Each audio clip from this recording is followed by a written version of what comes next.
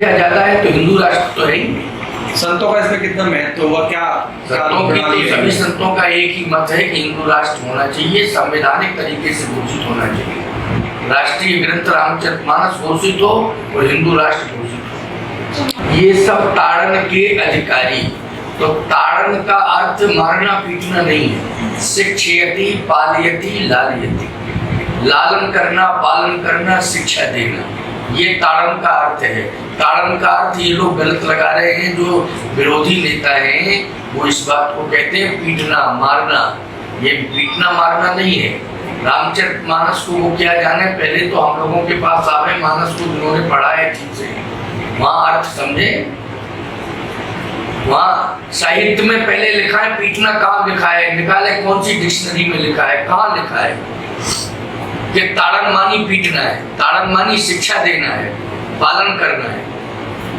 ताड़न मानी पीटना है ही नहीं, ये तो मनमुखीपन से अर्थ कर रहे हैं। इसमें अपमान नहीं है, इसमें तो संरक्षण की बात कही गई। हम लोग पशु पक्षियों को पालते हैं तो संरक्षण ही तो देते हैं उनको। तोता भी पालते हैं हम लोग, हैं तो उसको संरक्षण ही तो देते हैं। कोई भी, चाहे पशु हो चाहे पक्षी हो, पक्षियों में पालते हैं तो उनको भी संरक्षण देते, पशुओं में पालते हैं उनको भी संरक्षण देते हैं। हम लोगों ने कब पीटा है, कब पीटा है बताइए आप।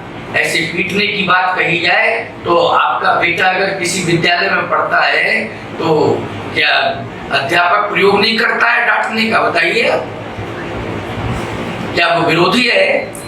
सत्य। माता पिता से ज्यादा मानता है वो अपने विद्यार्थी को। ये हमारी क्लास का छात्र है, ये इसके माँ बाप से भी ज्यादा वो अध्यापक प्रेम करता है छात्र से। माँ बाप से ज्यादा प्रेम करता है। जितना माँ बाप नहीं कर सकते हैं प्रेम, जितना अध्यापक अपने छात्र से प्रेम करता है। लेकिन प्रेम करता है। मैं कहता हूँ कन्हैया को लाठी लेकर के यशोदा मैया दौड़ी कन्हैया के लिए, रस्सी एक हाथ में लाठी। आज लाठी से पीटूंगी और रस्सी से बांधूंगी। तो क्या दुश्मन है यशोदा मैया कन्हैया की? बोलो भाई, ये प्यार है। ये लाठी जो है दंड का प्रतीक नहीं है, ये लाठी प्रेम का प्रतीक है।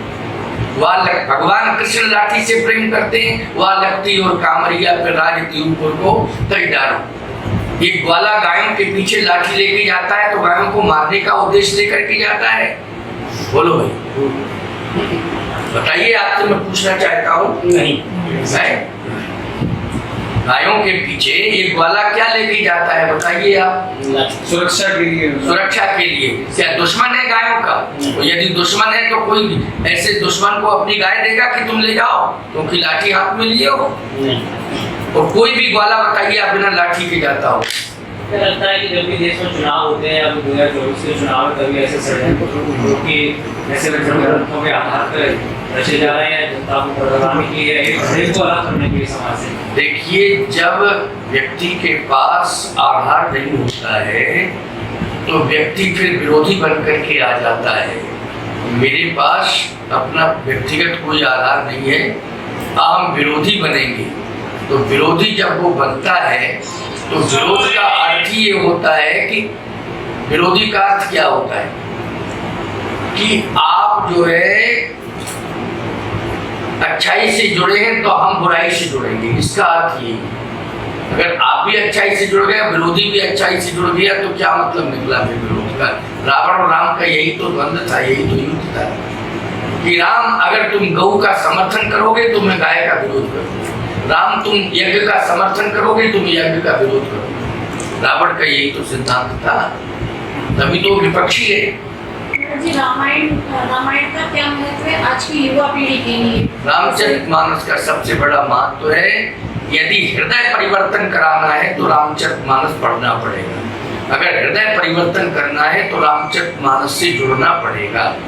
और यदि हृदय परिवर्तन कराने वाला ग्रंथ रामचरितमानस है तो हृदय परिवर्तन से ही रामराज जाएगा, नारेबाजी से रामराज नहीं आ सकता। एक बड़ा सवाल और है कि अक्सर कहा जाता है कि हिंदू सेक्युलर ग्रंथ के धर्म के विशेष ग्रंथ को आप कैसे राष्ट्रीय ग्रंथ बना सकते हैं? तमाम धर्म के लोग इसमें रहते हैं। रामचरितमानस सर्वांगीण विकास का ग्रंथ है। रामचरितमानस सुरसर सम सब कर हित हुई, जैसे पानी बरसेगा तो सभी के ऊपर बरसता है, शीतलता ही देता है। अच्छा एक बात बताइए, पानी बरसता है तो उसका धर्म क्या है कि पुण्यात्मा पापात्मा जीवात्मा कोई भी हो, गिरेगा तो वो क्या प्रदान करेगा? ऐसा नहीं, पुण्यात्मा को शीतलता प्रदान करेगा और पापात्मा को उष्णता प्रदान करेगा। ऐसा जल का स्वभाव ही। ऐसे रामचरितमानस का ग्रंथों में स्वभाव है कि जो भी उसे सुनेगा और पढ़ेगा, उस पर चलेगा, उसका कल्याण ही करेगा। सभी का स्वभाव ये है रामचरितमानस। जैसे जल का स्वभाव एक है, वैसे ही मानस का ग्रंथों में स्वभाव एक है।